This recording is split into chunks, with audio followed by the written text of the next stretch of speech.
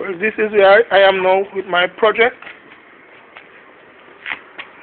Project B12 Jamaica is now in its intermediate stage of completion.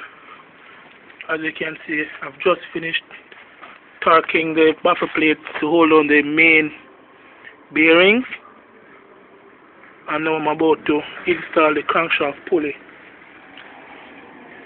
and so forth.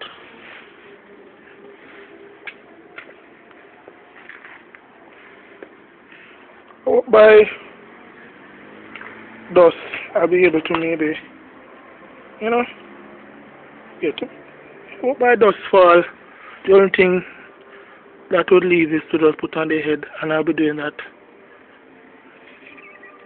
in a day or two.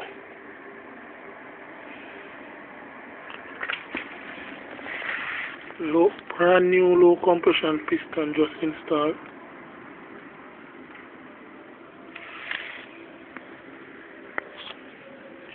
Here goes the head.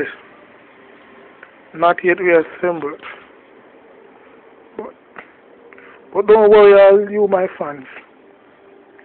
I'll be there shortly. Just be patient.